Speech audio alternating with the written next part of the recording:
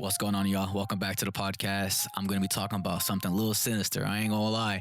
So I'm going to try to do my best to break down this conspiracy or this theory in a way that is not too long, not too boring. I'm just going to say it how it is and just bring up everything that I've learned in my life. So yeah, let's get into it. Let's get weird! So tonight, I'm going to be talking about something old, something sinister, and something that, believe it or not, is probably still being practiced today. So Moloch was a false god worshipped by ancient civilizations, usually represented as a giant bull or horned beast. He was the god of fire, of sacrifice, of blood, all that stupid shit.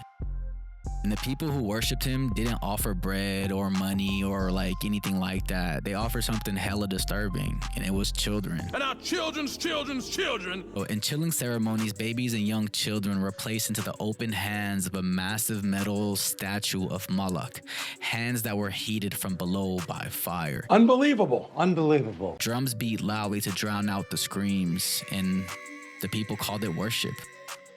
So in the Quran and in the Bible both talk about the Israelites that were saved by Moses, and when they were saved and Moses came back with the tablets, they went back to worshiping that bull with the two horns.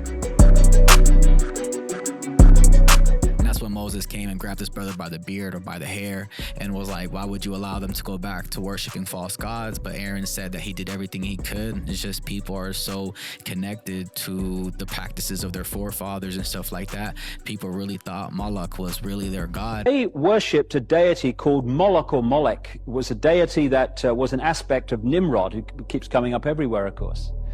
And what they used to do is sacrifice children to Moloch or Molech. They put them through the fire. And in the Old Testament, you see prophets condemning the people for putting their children through the fire to Moloch or Molech. When I've talked to contacts, therapists and what have you around the world who work with satanically abused people, what those people tell them is that, again, when they're sacrificing children, the deity in the modern world today that they use to sacrifice them to is Moloch or Molech. Same seamless stream. So the question comes in relation to this: how do they symbolize Moloch or Molech, this deity to which they sacrifice children? They do it, symbolize him as an owl. Nevertheless, what if I told you that Moloch is still being worshipped, just under a different name and a different symbol? So now let's talk about the whole Bohemian Grove shit. What's the Bohemian Grove then? It's in San Francisco. It's been documented already. Yeah. There's been many politicians, many actors, many musicians, artists.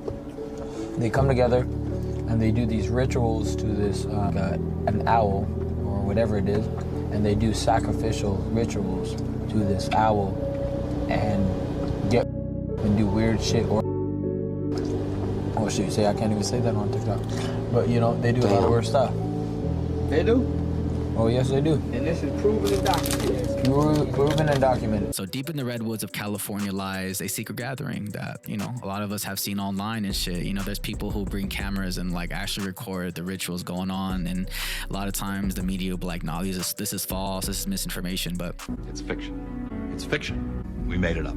We made this one up. It's a made-up tale. It's a total fabrication. It never happened. Who knows? So every year, powerful men from government, business, and media meet in private. No cameras, no press, just wealthy, elite figures performing spiritual rituals in these woods. And in the center of it all, a giant stone owl. That's why a lot of people think Drake sold his soul to the devil, because he would always wear that owl and always, you know, symbolize with that symbol. Man's never been in marquee when it's shut down, eh? Trust me, daddy. Just ask yourself this: why an owl, though? Out of all the animals, why choose an owl? So Moloch often merged with the image of an owl, a creature of the night, of watching, of silence. So it pretty much is no coincidence that this is the idol that they chose to represent their god. So, you know, a lot of people just tell us that this is a joke, you know, it's all cap and all that, and it's just a tradition, you know, just play and all that. Bitch, please. But if you know history, if you know the darkness that lived before, then you know evil loves to hide in plain sight right in front of our eyes.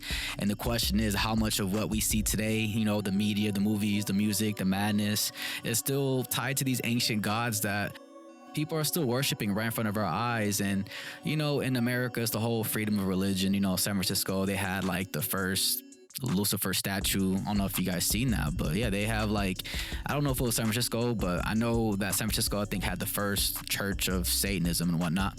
So I'm not here to bash any atheists, you know, y'all can believe whatever y'all believe, but I just thought that was kind of crazy that, you know, in America, we have churches that worship Satan and we can have their statues right in front of their church and people walk by it every day and just like, damn, that shit crazy. But yeah, America, you can do what you want, supposedly. Unless you criticize Israel, then you're fucked. FBI, open up! So here's where it gets a little darker. A lot of people believe that they don't sacrifice children anymore because, you know, we are living in a world where there are a lot of whistleblowers and we have technology and we can expose them if they're using children. Like, here's a statistic that people need to take into consideration when you think about illegal immigration. Do you know how many kids are missing? How many like missing and what? Like, kids that came across the border that are unaccounted for? I mean, there's a number on like 300,000 or something like that. Something crazy like that. Yeah. Let's say it's only 10% of that. Sure. That's still insane. Yeah. That's insane. There's thousands and tens of thousands of kids that have been trafficked potentially.